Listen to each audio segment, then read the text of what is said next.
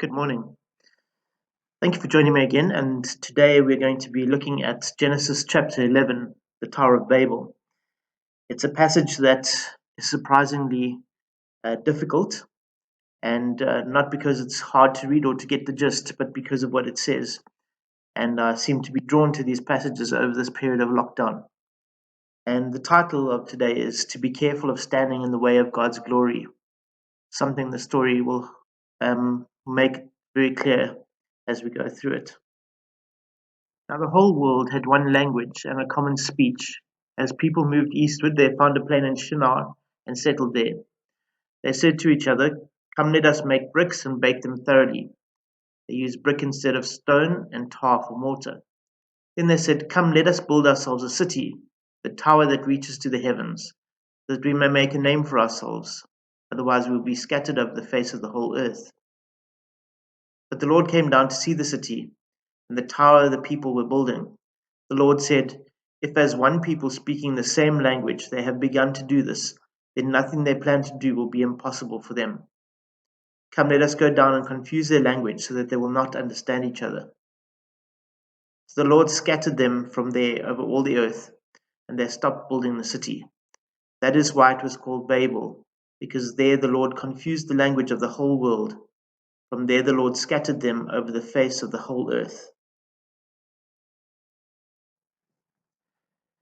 It would be nice to think that when the flood water subsided and Noah and his 3 sons and their families stepped off the ark, that the earth had been cleaned of sin. However, this was not the case. Sin was very much alive in the hearts of every man and woman on the face of the earth.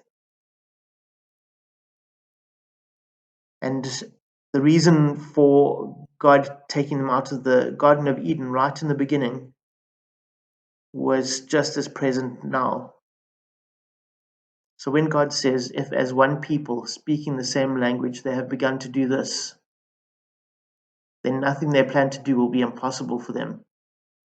And He's really not interested in them building the city or even towers, to be frank.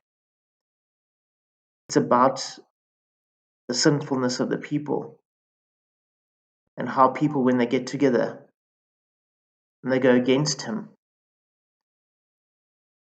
reach new heights of sin. Just as Adam and Eve were expelled from the Garden of Eden, so they would not in their sinful nature eat from the tree of life, so God disperses them because He cannot allow them to get together and take sin to the heights that man is capable of. There's something else going on here, and if you just read the story, you might not even notice that it's happening. This story is not in the Bible just because it's interesting. It's part of a bigger story, a story of a war that wages throughout history. It started in the Garden of Eden and it ends in Revelation. And this is one of the battles. Among the people that settled in the plain of Shinar was the line of Christ.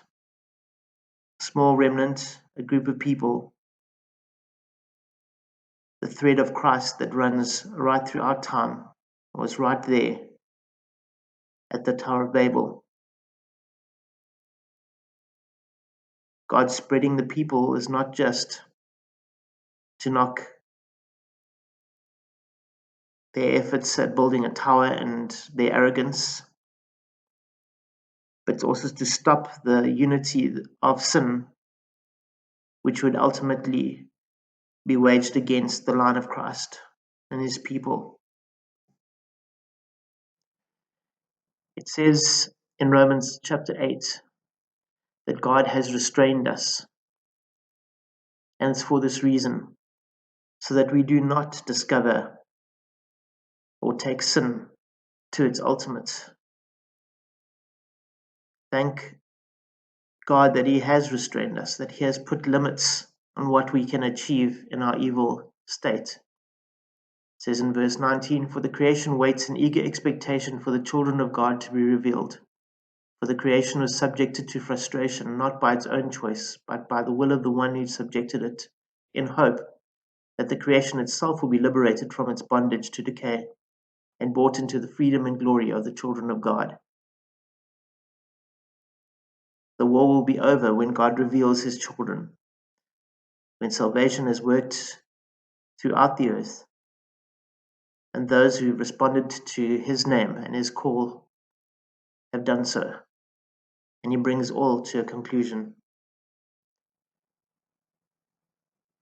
There's a tremendous amount of confidence that we can draw from the story. Confidence in how great our God is. God, who had to come down to see the small workings of man as they built their great tower. God, who was able to disperse the people by confusing and inventing languages and splitting them up into tribes and sending them off in all different directions. This is the same God who in Revelations will bring an end to the city of Babylon. Babel and Babylon are the same root word. It's the same place. It is the place where men get together to express their defiance of God and their independence of God. And it's quite incredible that God can bring that to a swift end. He has no trouble in dealing with it. The battle is conclusively won by our God. Here in Revelation 14, you can see how the story will end. Then I saw another angel flying in midair, and he had the eternal gospel to proclaim to those who live on the earth, to every nation, tribe, language, and people. He said in a loud voice, "Fear God and give him glory, because the hour of his judgment has come. Worship him who made the heavens, the earth, and the sea, and the springs of water." So the gospel comes first.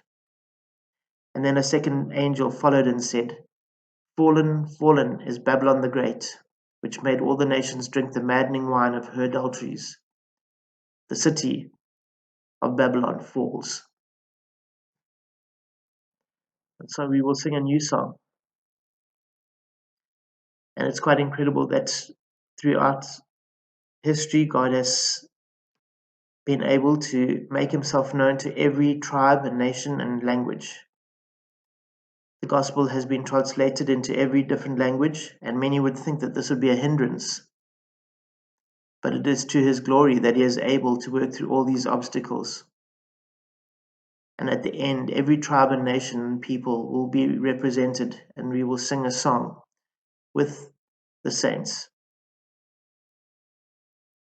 After this I looked, and there before me was a great multitude that no one could count, from every nation, tribe, people, and language, standing before the throne and before the Lamb.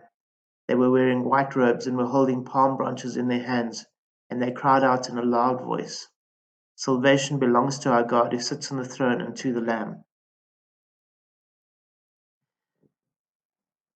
To end of today, I've got some challenging questions and a little bit of more background just as we go along. But question number one, is your focus on God's greater plan or on your own plans?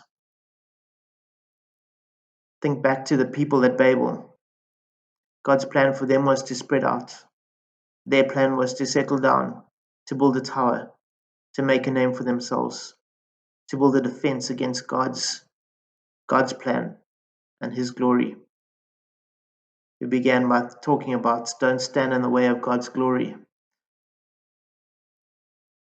So is your focus on his greater plan or your own plans?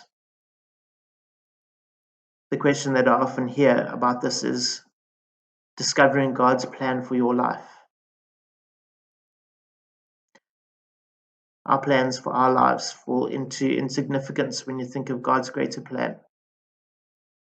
I'm sure at this time, with lockdown, that many of your plans have been thrown into complete disarray, and you've had to rethink almost everything. It's God's greater plan at work, and all our plans must be in submission to his. Question 2. In what ways could you be trying to make a name for yourself?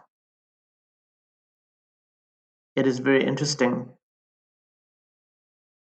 that we do not remember one single name from all those who built the Tower of Babel, but it didn't stop them from trying. There are many modern ways in which we try to become famous. Think of social media.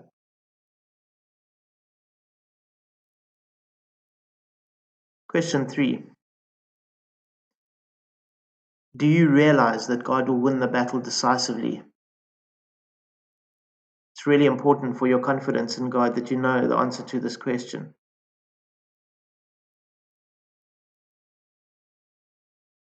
God will not hesitate to put down all those who set themselves up against his name.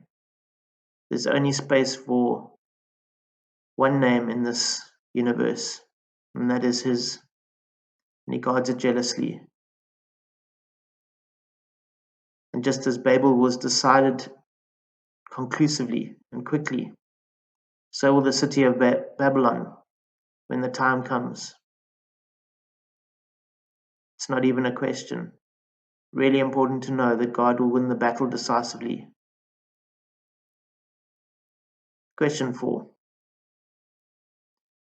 Do you think that the dispersion of people helps or hinders the spread of the gospel? It's ironic, if you think about the war that has been waged against the line of Christ and the delivery of salvation, that Jesus was saved by heading off to Egypt. The splitting of countries into different zones and with borders is surprisingly helpful. And while we think that it might be a hindrance to spreading the gospel, perhaps we could think of it differently.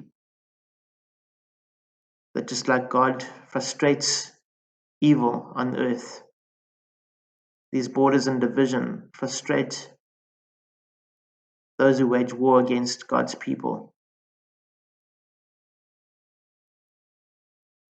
Question 5.